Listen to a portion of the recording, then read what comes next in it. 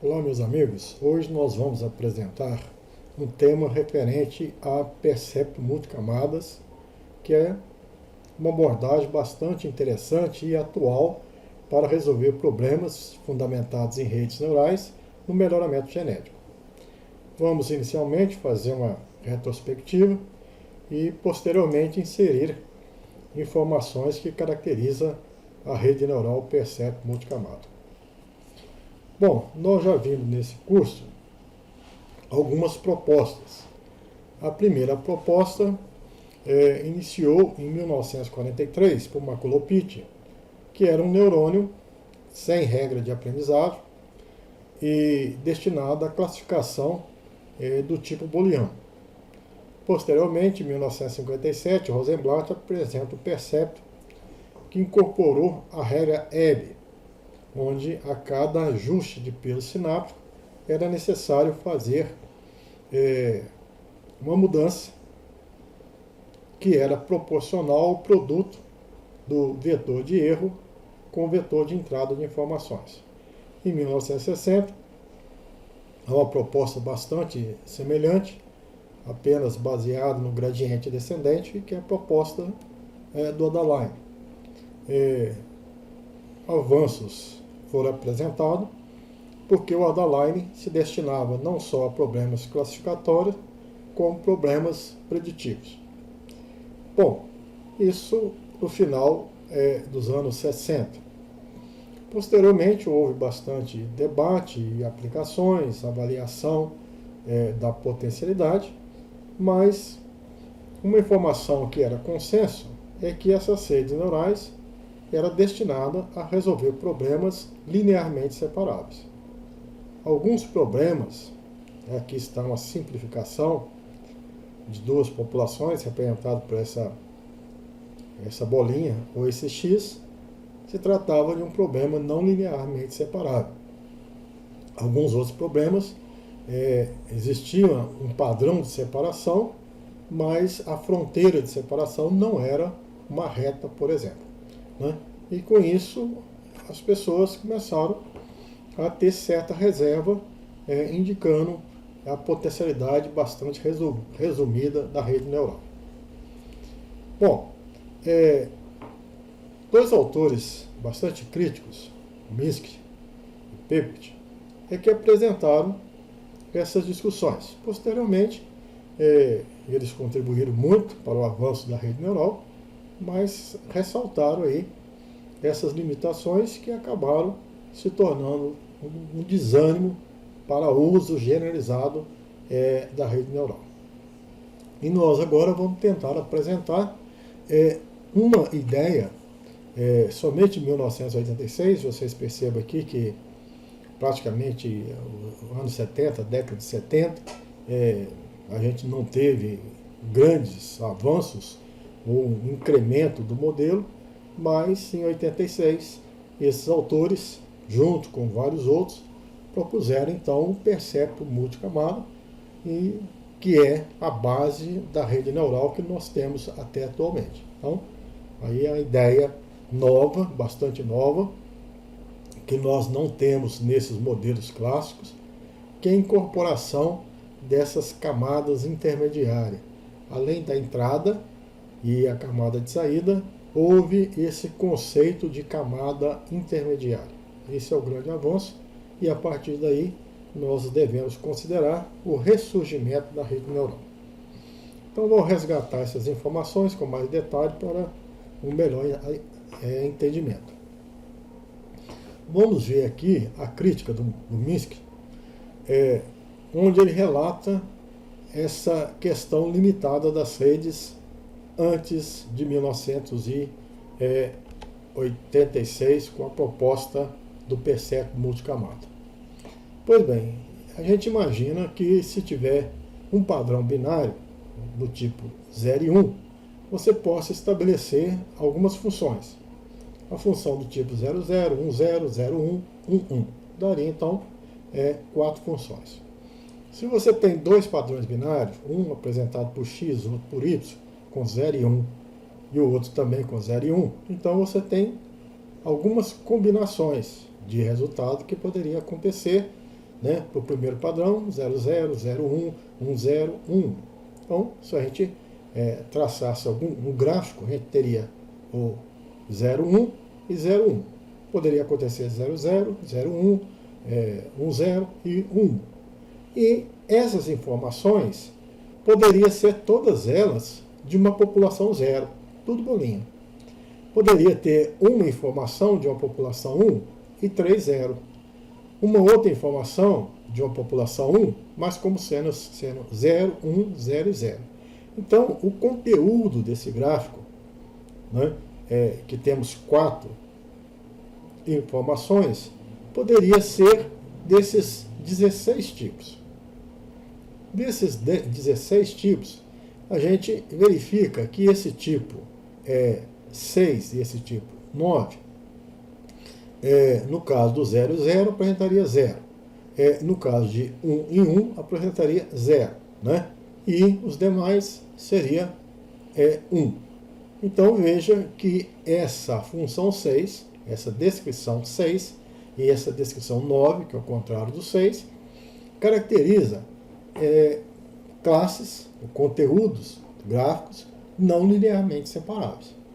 Então, se a gente pensar que existe aqui 16 padrões, né, pensando que a ocorrência da população 1 ou da população 0, desses 16, 2 não são linearmente separáveis. Então, nós poderíamos dizer que a rede neural ela é eficiente, porque ela resolve 14 dos 16 problemas, apenas 2 não.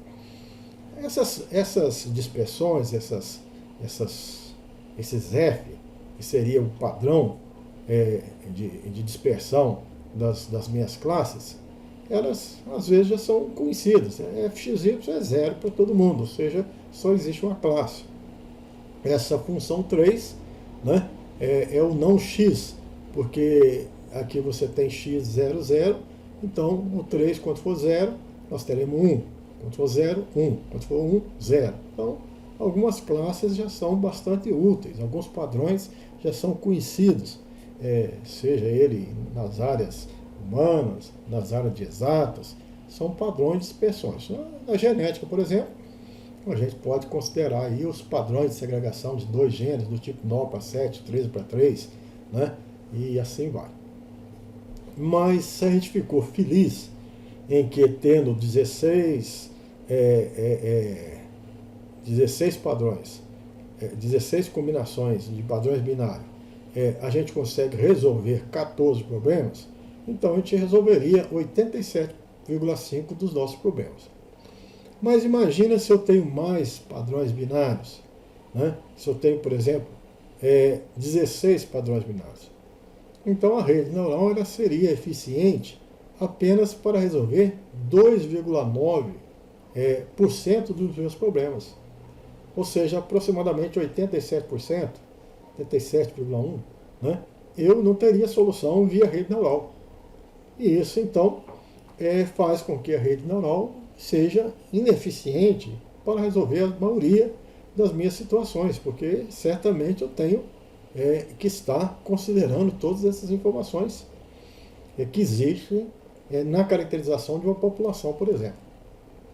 Se fosse mais do que 16, a gente vai dizer que, basicamente, é uma quantidade mínima de soluções que a rede neural apresenta e, consequentemente, aquela proposta de Maculopit, a proposta do Adaline, a proposta do Rosenblatt no Percepto, seria muito pouco eficiente para se gastar tempo e esforço em aprendizado, dado que elas, então, não resolveriam esses problemas. Então, aqui nós representamos graficamente algumas dessas 16 funções, começando de 0 até 15. Essa todo mundo bolinha, essa é linearmente separável, essa bolinhas em 1 é linearmente separável, essa é linearmente separável, essa aqui todo mundo igual, mas a 6 e a 9, de fato, duas, em que as populações A e B, elas não têm a fronteira linear de separação. Então, 2 desses 16 problemas não encontraria solução de classificação em teoria de redes neurais. Bom, mas não encontraria solução dentro dos modelos clássicos, né? Mas o Minsky e o Pepe analisaram matematicamente o percepto e destacaram que a rede de uma camada não são capazes de solucionar problemas que não sejam linearmente separáveis.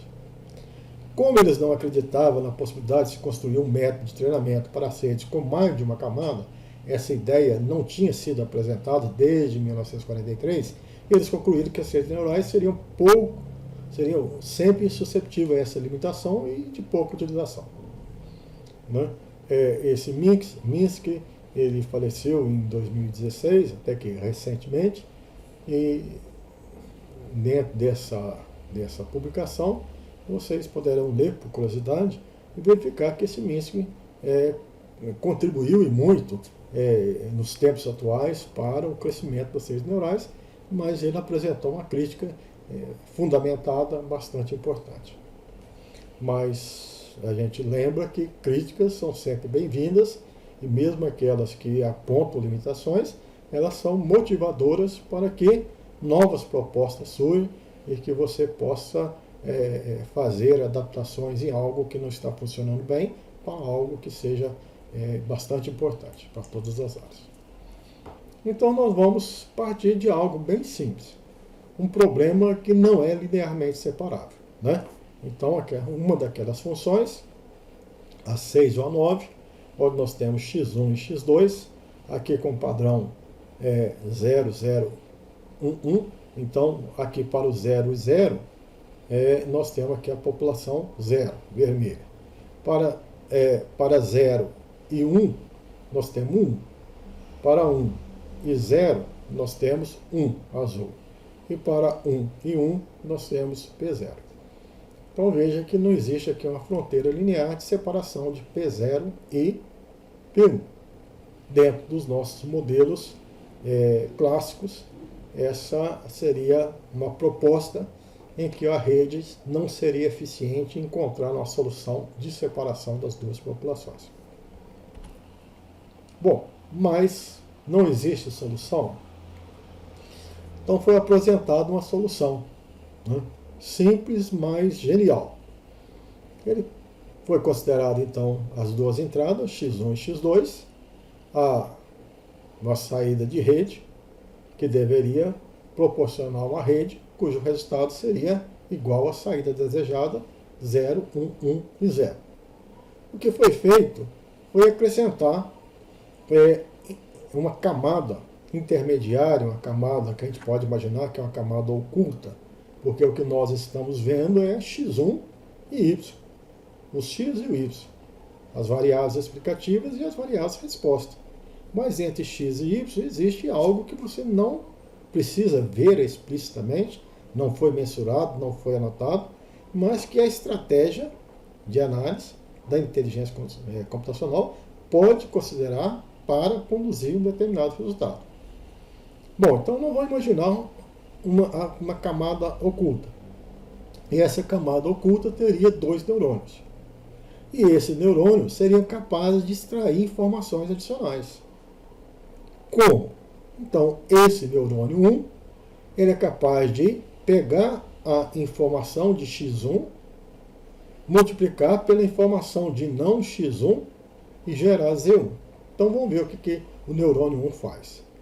Ele pega x1, 0, e multiplica por não x2. x2 sendo 0, não x2 é igual a 1. 0 vezes 1, 0. Aqui 0 vezes não x2, 0 vezes 0, 0.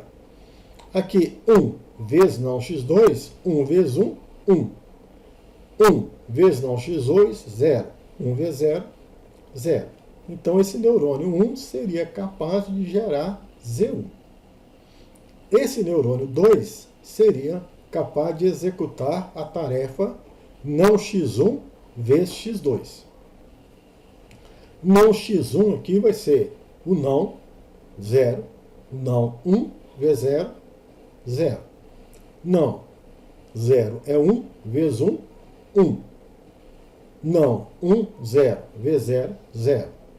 Não 1, 0 vezes 1, 0. Então, o neurônio 1 e o neurônio 2 estão gerando Z1 e Z2. O neurônio 3 é um combinador linear. Ele soma a informação de Z1 e Z2. Z1, 0 mais 0, 0. E libera a saída de rede. 0 mais 1, 1. 1 mais 0, 1. 0 mais 0, 1. Essa é a saída de rede. A saída desejada era exatamente igual à saída de rede. Então, a nossa rede, aqui apresentada, ela aprendeu. Quando tiver uma informação do tipo X1, né, e do tipo X2, ela vai ter pesos que incidem no neurônio 1, de X1 no neurônio 1, de X2 no neurônio 1, de X1 no neurônio 2, de X2 no neurônio 2. Então veja que o número de parâmetros, o número de pesos sinápticos agora aumentou. Eu não tenho apenas 2 pesos. Eu tenho 2 pesos para X1, 2 pesos para X2 e posteriormente 2 pesos de Z1 e Z2 que incidem no neurônio 3. Mas essa rede neural ela é capaz de dizer, com base em X1 e X2, se pertence à população 0 ou à população 1. Então ela foi hábil em promover a classificação em duas populações que sabidamente não são linearmente separáveis. Então ficou demonstrado o potencial dessa camada oculta. A questão agora são outras questões. Quantas camadas ocultas? Quantos neurônios por camada oculta? Como é que nós vamos fazer, então, essa atribuição dos pesos sinápticos? Como é que nós vamos corrigir esses pesos sinápticos? Como é que vai existir uma regra de aprendizagem? Né? Porque, de fato, é complicado. Quando a gente tinha uma camada de entrada e uma camada de saída, toda regra a gente viu que é dado por um produto de um vetor de erro vezes a entrada. Mas na camada oculta, você tem uma entrada e você não tem propriamente, de imediato, uma saída. Você tem uma outra camada, que é saída para a camada de entrada, mas é entrada para uma outra camada oculta. Como decidir o erro? Se eu não tenho um resultado final, não tenho um valor final desejado. Nas camadas ocultas eu não tenho valores desejados. Elas são saídas, mas que não se comparam com respostas com vetores desejados. Então, como é que eu posso estabelecer erro? Qual que é o erro cometido da passagem da entrada para essa camada? Somente na camada oculta para a camada final, quando eu chegar em YR, lá no final, na saída do neurônio 3, eu vou ter uma estimativa de erro. Então, a nossa regra delta, ela tem que ser reformulada. Então, nós tivemos uma solução, mas foi acrescentado muitas dúvidas, que é o que nós precisamos aprender agora para saber como usar um percepto multicamada na resolução de problemas, sejam eles linearmente separáveis ou não. Então, vamos fazer algumas considerações. Então, o histórico é que o percepto multicamada ele foi, então, formulado, apresentado por esses autores em 1986, mas já existia discussões, com várias colaborações, algumas tentativas, apontando em alguma direção, e, por fim, foi apresentada essa ideia da camada oculta e, principalmente, do algoritmo de treinamento que incorpora aí uma regra de aprendizagem. Então, nós atualmente usamos não o percepto, não o Underline, não o Maculopit, mas o percepto multicamada. Mas como a rede neural precisa de uma regra de aprendizagem, nós vamos usar a regra delta generalizada. E a estratégia de utilização dessa regra delta generalizada é por meio de um algoritmo de backpropagação, ou seja, retropropagação do erro. E a gente, então, tem que ver com detalhes o que isso significa. a gente verifica nessa primeira estrutura que de fato nós temos mais pesos sinápticos para ser considerado. Nós temos aqui as entradas e a camada oculta, e então essa camada oculta vai proporcionar uma saída para essa camada final ou outra camada oculta, e nós teremos erros no final do procedimento na comparação da saída da rede com a saída desejada. Esses erros vão ser retropropagados, e à medida que eles vão sendo retropropagados, eu passo a ter informações de erro e de entrada, e a gente, dentro daquele espírito do gradiente descendente, basta-se ter um produto entre o erro e as entradas, seja ela intermediária ou não, para a gente ter um delta a ser acrescentado nos pesos sinápticos. Então hoje nós imaginamos a possibilidade de ter redes neurais com entradas e várias camadas ocultas com um número de neurônio diferenciado, né? Posso ter 3 camadas ocultas com aqui 10 neurônios, aqui 20 neurônios, aqui 30 neurônios, e as camadas de saída pode ter um único neurônio, pode ter vários neurônios, da maneira que você achar melhor na modelagem do seu problema. Então vamos tentar falar sobre a estrutura de uma rede percepto multicamada. Cada camada recebe dados da camada imediatamente inferior e envia para a camada subsequente. Então ela funciona como sendo um receptor, ela é uma camada de saída para a camada anterior e é uma camada de entrada para a subsequente. Então ela tem esses dois papéis. Não existe conexões entre elementos da mesma camada.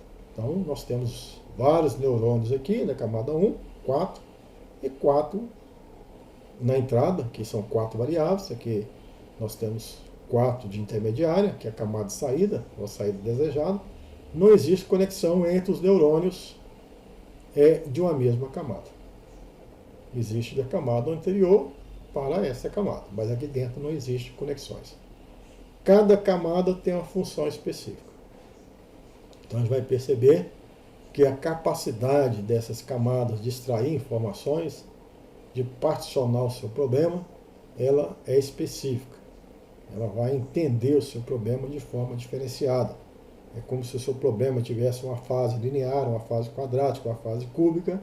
Então as camadas elas começam a perceber fenômenos e elas então extraem aquela informação no primeiro momento é linear. Então o neurônio ajusta ali como se ajustasse uma equação linear.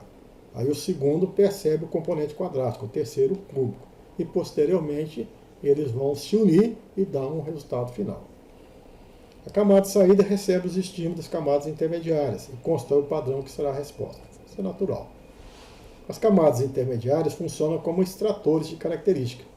Seus pesos são uma codificação de característica apresentada nos padrões de entrada e permite que a rede crie a sua própria representação.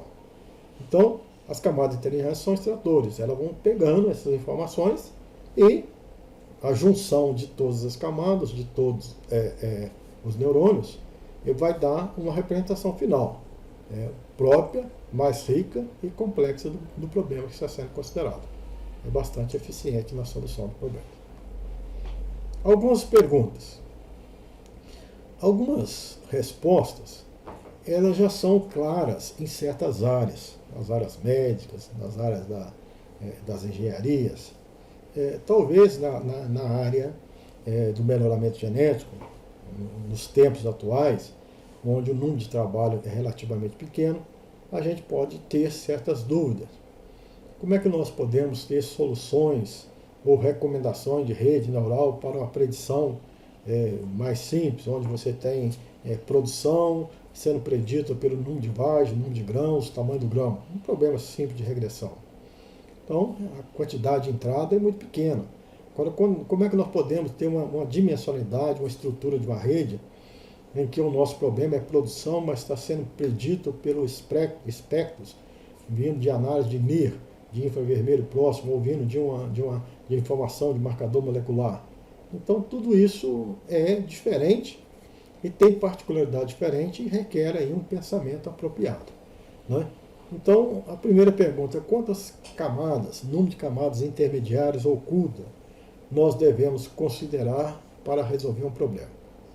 A primeira resposta, e talvez seja mais sensata nos momentos atuais, é que você faça um procedimento de tentativa. Isso é feito no computador.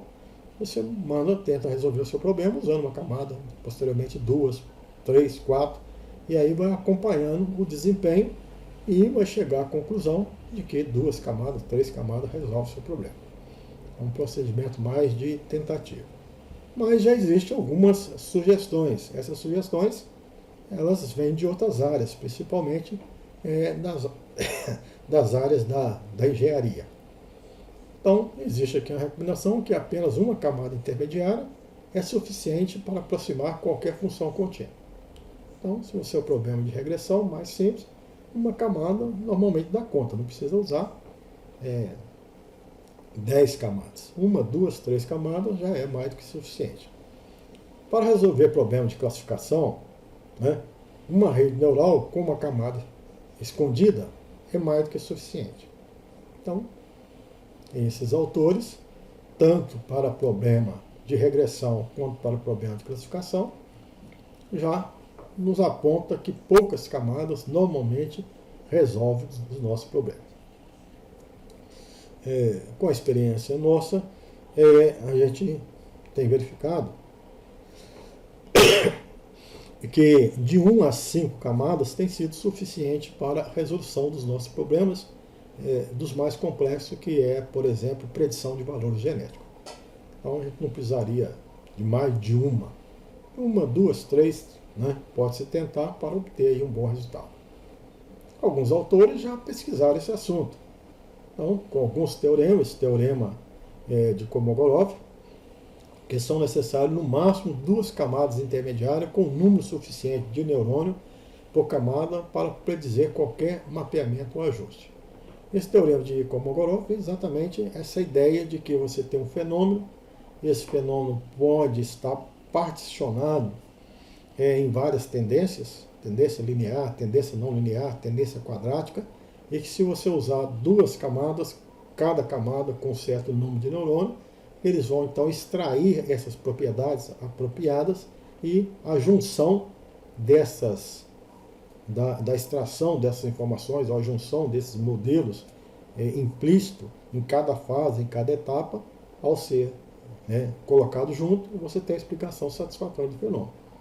Então, Sibeko, em 1988, nos aponta que 2 camadas, se você coloca um número de neurônio razoável, você vai ter soluções.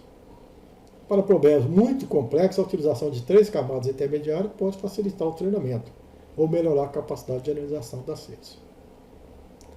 Mas excesso de camadas, excesso de neurônio, vão trazer problemas, como a gente vai ver posteriormente. Então, é uma questão de estudar, de se ter informações exaustivas sobre os problemas, qual é a melhor adequação, qual a topologia adequada para predição de valores genéticos a partir de marcadores moleculares. Qual é a melhor maneira de predizer características de qualidade de eucalipto através de informações de infravermelho próximo. Qual seria a melhor topologia para problemas de classificação. Então, a literatura, ela sendo apresentada exaustivamente, vários trabalhos sendo publicados, a gente vai formando um consenso na nossa área de genética, de melhoramento, onde a gente tem particularidades importantes. Nós temos interação genótipo-ambiente, nós temos um componente de erro muito grande, um ruído muito grande, característica de corredabilidade às vezes de 10%, 20%, 30%. Então veja que o componente ambiental, que é o ruído, aquilo que vai nos ser um agente perturbador do reconhecimento do valor genético, então a gente tem que aprender, e nada melhor aprender do que ver as análises sendo realizadas e a gente tira então um consenso. Atrelado ao nome de camada, nós vamos ter que decidir quantos neurônios por camada. Então, se você decidiu ter 3 camadas, você tem que pensar agora quantos neurônios estaria na camada 1, quantos na camada 2 e quantos na camada 3. Será que é igual? Posso colocar diferente? Posso. Tem que colocar mais neurônios nas primeiras camadas ou mais neurônios nas últimas camadas? Será que uma única camada com 40 neurônios tem o mesmo efeito de 2 camadas com 20 e 20 neurônios? Ou 2 camadas com 30 e 10 neurônios? Ou 10 e 30? Então são questões importantes que você vai ter que processar os seus dados e chegar a uma conclusão qual seria a melhor estratégia. Mas para isso o computador está a nosso serviço. Né? Por exemplo, lá no programa Gênesis, tá bom? Ilustrar, ele vai perguntar quantas camadas. Eu quero 2. Quantos neurônios você quer na primeira camada? Aí você vai colocar, eu quero que você tente de 5 até 30, variando de 5 em 5. Então ele vai tentar 5, 10, 15, 20, 25, 30. Na segunda camada, eu quero de 10 a 50, variando de 10 em 10. Então você vai testar 10, 20, 30, 40, 50. E a combinação de todas essas possibilidades. O computador está aí, ele faz, e o programador está aí com a sua competência para estabelecer os algoritmos que faça essa quantidade razoável de possibilidades e que me devolva aquela que mais me satisfaz. Então, o número de neurônios geralmente é definido empiricamente. Deve-se ter o cuidado de não utilizar nem unidades demais, que vai decorar, vai ter problema de overfit, e ao invés de ele ter um entendimento do fenômeno, que vai permitir a generalização, que vai me permitir uma boa eficiência em arquivo de validação, na verdade ele vai estar memorizando, decorando e sendo apenas aplicável para aquele conjunto de dados de treinamento. E não pode ser também muito pequeno, que força a rede a gastar tempo em excesso tentando encontrar uma solução ótima. Né? Algo que seria consenso de algo que a rede não está entendendo por completo, porque o número de neurônios foi relativamente pequeno. Bom, a sugestão. Existe alguma sugestão, e essas sugestões elas nascem ainda nas áreas médicas, na área das engenharias, mas que na nossa área nós precisamos ainda ter mais trabalhos para se ter uma conclusão mais específica. Uma primeira sugestão é definir o número de neurônios em função da dimensão das camadas de entrada e de saída. Pode-se definir o número de neurônios na camada escondida como sendo a média aritmética ou a média geométrica entre o tamanho da entrada e da saída. Mas isso em situações mais específicas. Nós temos casos que precisam ser considerados. Como é que nós vamos aplicar essa regra? Considerando, por exemplo, marcador molecular, que são extremamente abundantes, um número excessivamente grande, e certamente que calcular a média entre a saída da rede e a quantidade de entrada não me parece ser uma ideia que se aplica a essa situação, que precisa ser investigada com mais detalhe. Utilizar um número de sinapses 10 vezes menor do que o número de exemplos disponíveis para treinamento. Também é a nossa situação bem frequente, que às vezes nós estamos com um número de treinamento relativamente pequeno, poucos dados históricos, e na verdade nós temos muitas variáveis, pensando novamente em marcador molecular. Se o número de exemplos for muito maior que o número de sinapses, né, então você tem 10 indivíduos e 100 indivíduos e apenas poucos neurônios, o overfit é improvável. No entanto, pode acontecer o contrário, o underfit, ou seja, a rede não converge.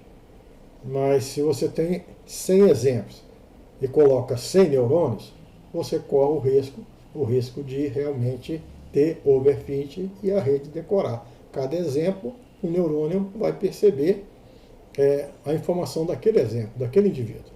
Então ele não vai generalizar, ele vai decorar. O indivíduo 1 tem isso, o indivíduo 2 tem aquilo, o indivíduo 100 tem aquilo. E o 101 e o 102 que você deseja classificar? Não, ele decorou o 100. Ele não percebeu o fenômeno. Ele está decorando aqueles indivíduos que você forneceu. Isso não é interessante. Aqui nós temos uma ilustração do que seria o overfit, né? Aqui você tem um padrão, a letra A, esse gráfico aqui representa um padrão real. Essa letra B é um ajuste inadequado, certamente com poucos neurônios, e não percebeu que existe uma fase crescente, depois uma fase decrescente. Então ele ajustou pobremente. Na letra D, ele decora, dá um ajuste perfeito em treinamento, mas para fins de validação e teste, certamente essa extrapolação seria ineficiente. Houve um underfit. E esse caso aqui é um caso mais interessante que a gente deseja. A rede consegue observar o fenômeno, reconhece uma fase inicial de crescimento, reconhece uma fase intermediária, de um crescimento menos pronunciado, quase que um platô, e uma terceira fase. Então, a gente percebe que a quantidade de neurônio foi uma quantidade satisfatória para entender o fenômeno. Aqui, certamente, a gente teria uma boa extrapolação. Então, vamos repassar. O overfit acontece quando o número excessivo de neurônio é usado. Depois de um certo ponto do treinamento, a rede piora, ao invés de melhorar. Principalmente piora a validação. A rede memoriza padrões de treinamento, incluindo todas as suas particularidades ou peculiaridades. Ela incorpora até o ruído, até o erro, ela já imagina, já incorpora dentro dela. Então nós precisamos imaginar que cada pontinho desse é um ponto verdadeiro e sob ele tem o erro experimental. Então nós não devemos decorar essa informação. Nós devemos aprender a tendência. Bom, tem soluções para essa questão de aprendizado? Sim. Existem algumas soluções. Né? Você dimensionar adequadamente a sua rede. Né? Colocar um certo número de camadas e um certo número de neurônios que permita o entendimento do fenômeno sem comprometer, sem conduzir ao overfit. Existem alguns procedimentos, inclusive computacionais, como o caso do ELISTOP. É um procedimento disponível em alguns aplicativos, onde você treina e temporariamente você olha o arquivo de validação. Então você já tenta, são dois conjuntos de dados atrelados. Ou seja, você está treinando, mas você está checando se ele está perdendo habilidade a um conjunto de dados não envolvido na sua análise. Se você perceber que o treinamento está perdendo na validação, então você interrompe o seu aprendizado. Porque a partir daquele momento ele vai ser eficiente no treinamento e péssimo na validação. Ele decora os exemplos de treinamento e pouco será informativo na validação. Então você pode recorrer a essa técnica de ELISTOP. Você pode adotar as técnicas de pruning, que é a eliminação. Você vai tentando, né, você vai colocando muitos ou poucos, você vai checando, varia de 10 até 100, mas você vai checando o que acontece com 10, com 20, com 30, com 40. Se for excessivo, você vai eliminando até chegar a uma certa quantidade que você acha que é o mais adequado para se ter uma generalização boa do seu problema. Bom, alguns agentes vão ser incorporados e devem ser incorporados na sua rede neural. E hoje em dia nós temos a necessidade de incorporar essas informações a mais. Uma desses parâmetros importantes que tem sido considerado é o momento. O momento é um fator, né, uma taxa que utiliza para que você consiga atingir o seu resultado ótimo mais rapidamente. Né? Então, muitas vezes você tem funções que tenha mínimos locais e mínimos, o mínimo global. Então, a rede está procurando, pelo método gradiente descendente, por exemplo, o valor mínimo, e ele estaciona no valor mínimo. Encontrou, convergiu para o valor mínimo. Um critério que nós já falamos aqui no underline, ou seja, o erro quadrático de uma iteração i, de uma iteração i menos 1, e praticamente não se altera, então você pode atingir o mínimo. Mas aquele mínimo ele é local. Se você pudesse caminhar mais numa curva, no seu espaço, você encontraria outro mínimo abaixo desse, mais eficiente a sua rede. Então nós precisamos dar um empurrãozinho naquele peso, naquela regra que manda ajustar um valor de incremento no peso. Eu posso mandar ajustar um incremento um pouco maior. Então aquele ponto de mínimo local eu consigo pular e procurar um outro mínimo que poderia ser o mínimo global. Isso a gente pode declarar explicitamente, ou o próprio aplicativo já tem interno esse valor e ele então vai procurar a melhor solução. Né? É um problema que a gente tem que levar em consideração, mas um problema que é resolvido pelo seu aplicativo computacional. Então o problema aqui é a convergência para erros mínimos locais no processo de treinamento. Nós precisamos evitar que ele encontre uma solução ótima local, mas o problema era muito mais complexo, tinha uma outra solução melhor ainda, e o método gradiente descendente não foi eficiente. Então nós precisamos adicionar neurônios intermediários, porque ele está estabilizando, está entendendo o fenômeno de uma forma incompleta. Nós precisamos colocar mais neurônio para entender de forma mais completa. Algumas vezes adicionar ruído aos dados, variar a taxa de aprendizado durante o treinamento em função do erro. Isso também é algo comum dentro dos aplicativos, esse ajuste dinâmico da taxa de aprendizado. Então, muitas vezes, os aplicativos começam com a taxa relativamente grande, por exemplo, para ser mais rápido o processo, uma taxa de 0,2. Então, depois ele vai para 0,15, 0,10, 0,05, 0,01. Então, na medida que vai chegando próximo da solução, o ajuste tem que ser pequenininho, porque você já está chegando, e se você ia encontrar a solução ótima, e se você for uma taxa muito grande, você passa do mínimo e caminha em outra direção e não converge. E usar o termo momento. Então existe uma solução entre várias que existe. O momento é a inclusão do termo, tem por objetivo aumentar a velocidade do treinamento da rede neural e reduzir o perigo de instabilidade. Esse termo pode ou não ser utilizado durante o treinamento, seu valor varia de 0, você não vai utilizar, até 1. O recomendado, em alguns programas, começar por 0,3. Então, esse momento é uma mudança na regra. Né? Então, o seu peso na interação T mais 1 depende da interação T mais o incremento. E mais, em um determinado momento, você tenta fazer uma mudança adicional, uma mudança brusca, uma mudança externa, que vai além do recomendado pela regra delta, ou a regra Hebb, ou, no nosso caso, a regra delta generalizada. Então, isso aqui, você vai incorporar esse alfa, esse momento, que aumenta a velocidade de aprendizado, levando a rede para regiões mais profundas, acelera o treinamento em regiões mais planas.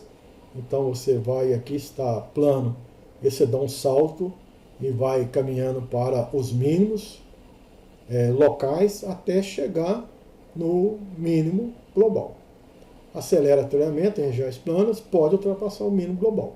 Então, se você empurrar muito aqui, você chega aqui, você encontrou esse mínimo.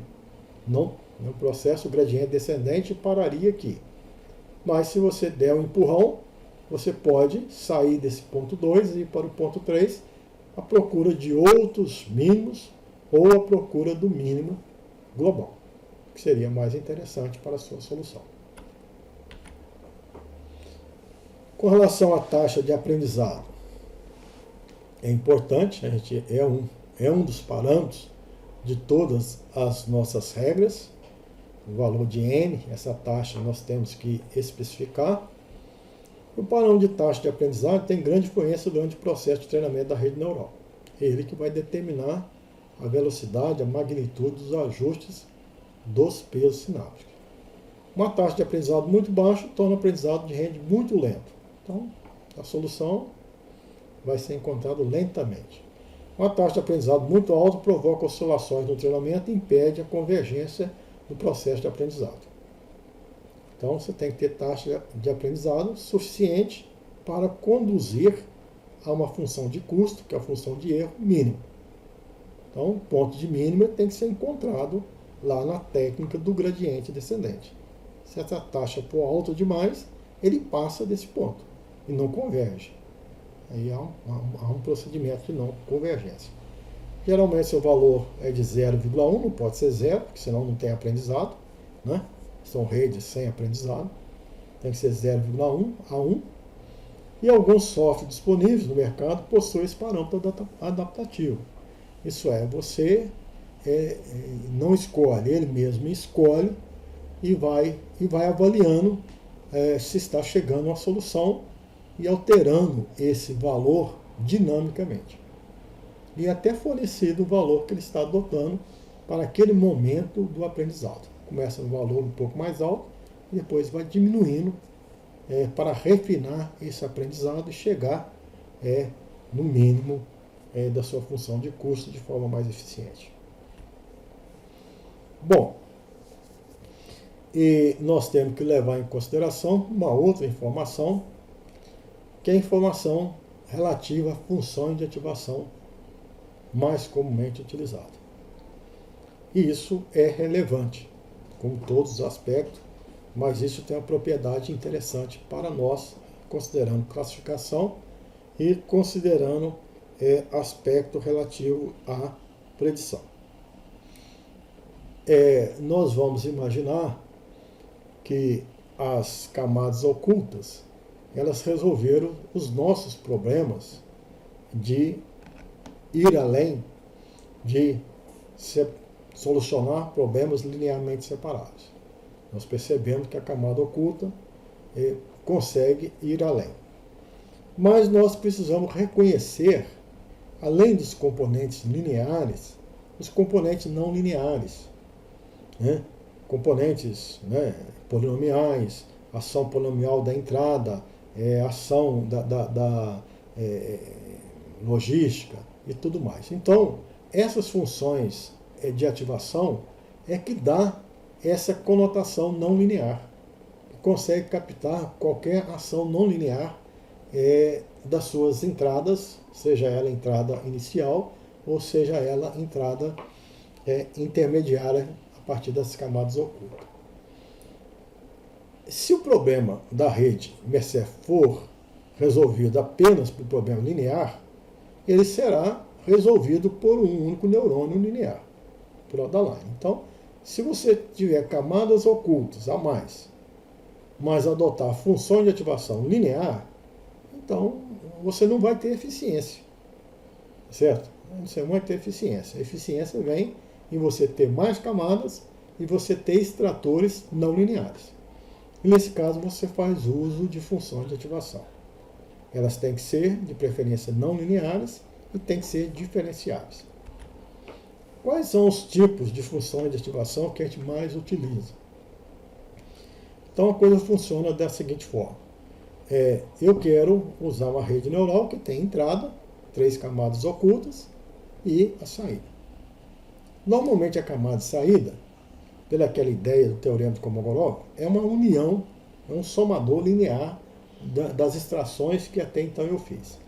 Então, a última camada, a gente normalmente coloca esse purilim, que é uma função linear, é a união de todas as informações. Mas nas camadas intermediárias, na primeira, segunda e terceira camada, a gente pode usar outras funções de ativação. As funções de ativação disponíveis, purilim, esse hardlin S, que retorna valor entre menos 1 e mais 1, também um comportamento linear, esse hardlin, que retorna entre 0 e 1. Esse satlin, o satlin S, que tem essa estruturação, mas o mais importante, as mais utilizadas, de fato, são a logsig e a tansig. Essa é a função logística, com essa expressão, e vai retornar o intervalo da função entre 0 e 1, e ela tem domínio de menos infinito a mais infinito. Ou a tangente hiperbólica, que libera valores dentro dessa função não linear, entre menos 1 até mais 1, de domínio de menos infinito a mais infinito. Então, logsig e tansig são duas funções bastante utilizadas em camadas intermediárias, que são não lineares e são diferenciáveis. As derivadas dessas funções já são conhecidas, não só a expressão, como também a dispersão gráfica. Então aqui está a função em vermelho, aqui está a função, a derivada, né? Simétrica, mais ou menos em forma de sino, dessa função, que é a função sigmoide. Aqui a função tangente hiperbólica e a sua derivada. Então a gente já conhece, a gente na regra delta generalizada, a gente vai envolver a função e a derivada da função. Então isso é importante para o nosso conhecimento e emprego da regra. Como é que nós paramos uma rede? A rede ela tem que iniciar o seu processamento e em determinado momento ela chega a um resultado. Um critério, que tem vários critérios, é o número de ecos. Você pode especificar rodar a rede em 3.000 ciclos, 3.000 ecos. Então você define o número de ciclos de treinamento, ou seja, o número de vezes em que o conjunto de treinamento é apresentado à rede. Um número excessivo de ciclos pode levar a rede à perda de poder de generalização. Então não adianta pedir para ficar ali 2 meses tentando ajustar o peso, que ele vai, em determinado momento, ele vai procurar um ajuste que está decorando, né, os seus exemplos. Um número pequeno pode ser que ele não tenha capacidade de entender o fenômeno que está sendo apresentado e você tem aí um problema de underfoot. Tem certos aplicativos que ele apresenta o desempenho da rede na tela à medida que vai passando as épocas. É uma saída em tempo real. Então muitas vezes é importante você ficar diante da tela. Os resultados às vezes são demorados, mas numa fase inicial você acompanhar, né, as épocas e perceber uma medida que os aplicativos trazem, ou é a soma de quadrado de erro, ou o erro quadrático, ou a raiz quadrada desse erro quadrático. E a gente percebe que à medida que vai passando as épocas, o erro quadrático, né, já que está sob o gradiente descendente, a função de custo é o erro quadrático, ele vai decrescendo. Mas chega um ponto que ele vai saindo, por exemplo, de 100, cai para 50, 30, 18, 16, 15,9, 15,89, 15,89, 15,88. Chega um ponto que ele está ali no mínimo. Pode ser que seja um mínimo local, pode ser que seja um mínimo global. Mas ele permanece muito tempo nesse mínimo. Significa que os treinamentos subsequentes, eles estão ajustando pesos, mas não estão proporcionando benefício. Então você, às vezes, que começa com um certo tipo de erro, eu quero erro 0. Mas se o mínimo está em 18, ele vai gastar aí as suas 5.000 épocas apenas ajustando o modelo, decorando os exemplos, do que propriamente entendendo o fenômeno. Então, se você já tiver uma ideia do quanto vai ser esse erro, e essa ideia é apresentada na sua tela, numa primeira análise, você pode rodar a primeira vez e especificar, eu quero 5.000 ecos, e erro 0. Não, aí com 500 ecos o erro já parou em 18. Então você roda de novo com menos ecos e não exige erro 0. Você pode exigir erro 10, erro 15, erro 17. Então você tem que calibrar isso, olhando os seus resultados e norteando pelo próprio conjunto de dados que você tem. Então você pode especificar o número de épocas, ou você pode especificar a soma de quadrado e quadrado médio. Eu coloquei soma de quadrado ou quadrado médio do erro, porque os programas liberam essas informações. Então você tem que saber o algoritmo de treinamento que você está usando e que tipo de objetivo você deseja para o seu algoritmo. Chegar a um erro quadrático de 10, de 0, ou uma soma de quadrado aí um pouco maior, de 50, de 80. O algoritmo, por exemplo, TrainBR, ele libera o resultado de soma de quadrado. O algoritmo Levenbeck-Marquardt, ele libera o resultado de erro quadrático, de quadrado médio. Então você tem que entender o que o algoritmo de treinamento está fazendo para você ter um objetivo a ser especificado para aquele algoritmo. Então você vai parar o seu treinamento quando o erro quadrático ficar abaixo, igual ou menor do que o erro pré-estabelecido. Né? Um erro quadrático muito pequeno não implica necessariamente boa generalização, né? Pode ser que ele está decorando. A sugestão é estabelecer um erro de 0,01 no primeiro treinamento e depois ajustá-lo em função do estudo. Isso, às vezes, se for quadrado médio, se for soma de quadrado, um pouco maior. O aplicativo vai te orientar nessa definição. Ou você pode parar a sua análise combinando esses métodos. Né? Você pode associar erro quadrático, você pode associar R2, você pode associar número de época, você tem outras medidas específicas de cada área, viés, capacidade preditiva, capacidade seletiva. Então, certas áreas têm uma série de outras propriedades que você gostaria que o modelo adquirisse. E essas propriedades, esses parâmetros que vão traduzir quantitativamente o objetivo de ter atingido essa propriedade vão ser úteis em você falar, essa rede me satisfaz ou essa rede não me satisfaz. Então, você pode incorporar outras informações no seu algoritmo que vai conduzir aí a parada e você declarar que ela é satisfatória para o seu uso. Algo que você pode usar e deve usar são as validações. Você treina e valida. Então você tem um conjunto de dados para treinamento e um conjunto de dados para validação.